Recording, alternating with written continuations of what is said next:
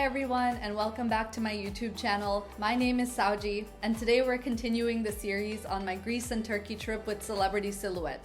If you haven't seen my previous videos, you can check it out here.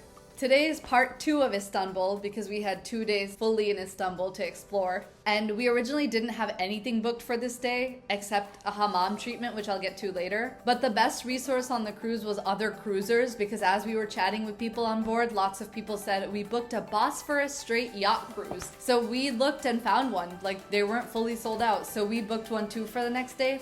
There was one that takes you to the Asia side of Istanbul because everything we had seen so far was on the Europe side of Istanbul. We started off the morning with a healthy Turkish breakfast in Galata port, which as you can see is some cheese and spreads with bread. Then we walked 10 minutes to the ferry port where we got on this really beautiful yacht. Another cruise was finally parked next to us overnight, an MSC one, so there were 2 cruises next to each other in the Galata port. It was funny though because it looked like the 2 cruises were taking up the entire port, but from what we could tell from boarding, there was actually lots of different terminals there. The yacht cruise was an amazing addition to the trip because we got to see so many parts of the city that we wouldn't have otherwise seen because the first day's tour was only in the historical district in downtown. We passed this huge hotel too, which apparently has rooms that go for like $10,000 a night. They fed us another breakfast on board and gave us Turkish tea and Turkish coffee, which we hadn't tried up to that point. We went about 1/3 of the way to the Black Sea through the Bosphorus Strait,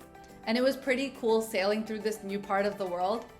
We stopped very briefly on the Asian side of Istanbul in this small town where we went to this shop that sold Greek yogurt and ice cream, ate a small snack there, and then got back on the yacht. On the way back to Istanbul, we got to pass a bunch of people's wealthy houses that are kind of outside the city but along the strait. We ended up making some really good friends on the yacht cruise who live in Spain and actually invited us to visit them in Spain sometime. But when I said that other cruisers are the best resource when you're cruising, it's so true. They gave us so many tips of what to see after because they had already done the See Istanbul on your own the first day.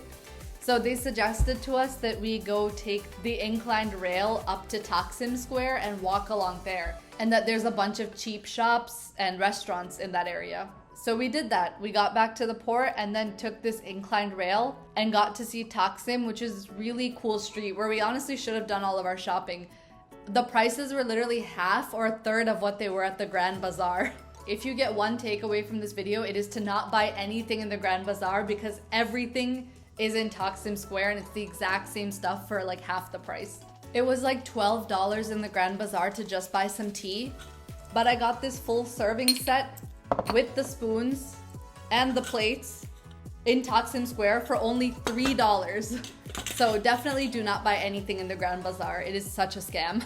So Istanbul has a pretty good tram system to get you around the city. So from Taksim Square, we took the tram back to the major touristy area to walk around on our own.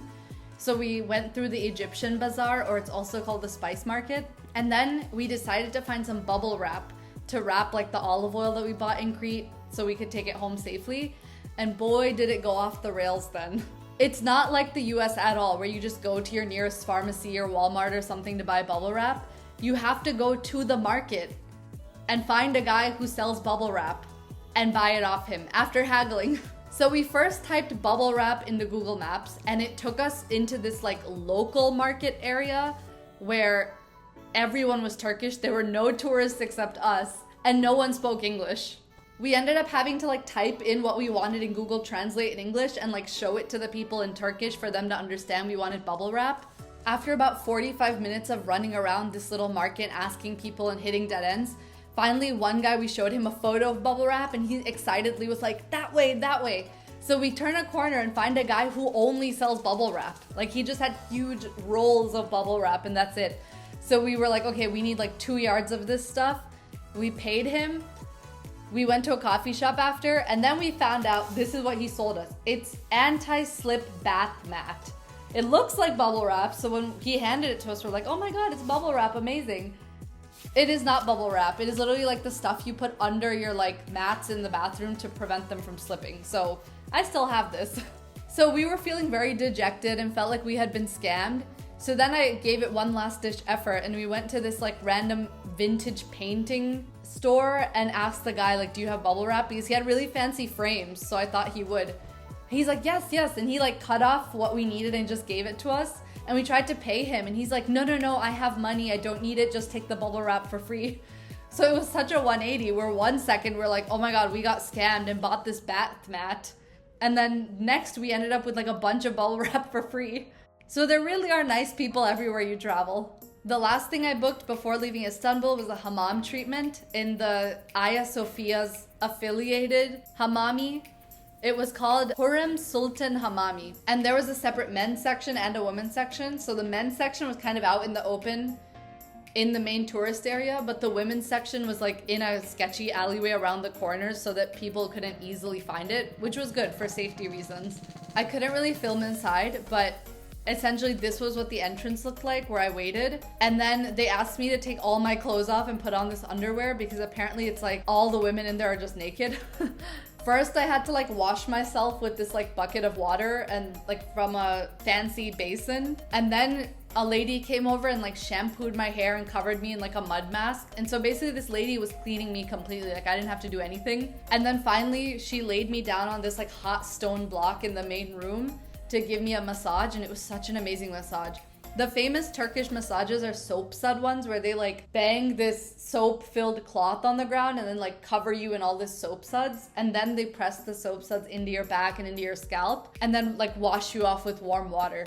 It was like such a cool experience, and it was really empowering too because there was a lady waiting in the waiting room with me who was like in a full like, I think it's called a niqab, like the full cover outfit, and she didn't speak any English, and she said she was from Saudi Arabia. I got that translated from another Pakistani lady, but when we went inside, like she was as naked as the rest of us were. So it kind of felt comforting that these women who have to like cover up modestly outside, this is like a place of sanctuary for them. And after the massage, they ended with some tea and Turkish delights while I was sitting there waiting for my hair to dry. So all in all, it was an amazing experience. And if I go back to Istanbul, not if, when I want to go back to get this treatment and to have Turkish delights. At the end, we took the tram back to the port, got on, had another Turkish dinner in the buffet, and we got to see the sail away out of the harbor. So we left Istanbul at 10 p.m.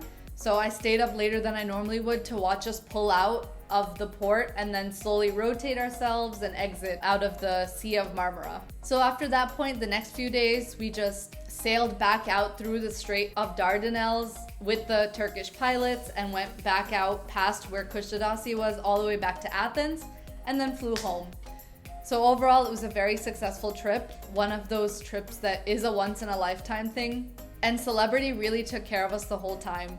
So I would 100% recommend that if you are doing Greece and Turkey, you should do it via cruise and with Celebrity Cruises. Thank you for sticking around with me throughout this entire series. The next series is going to be about my trip to Australia and New Zealand. So please leave a like and subscribe, and I will see you then.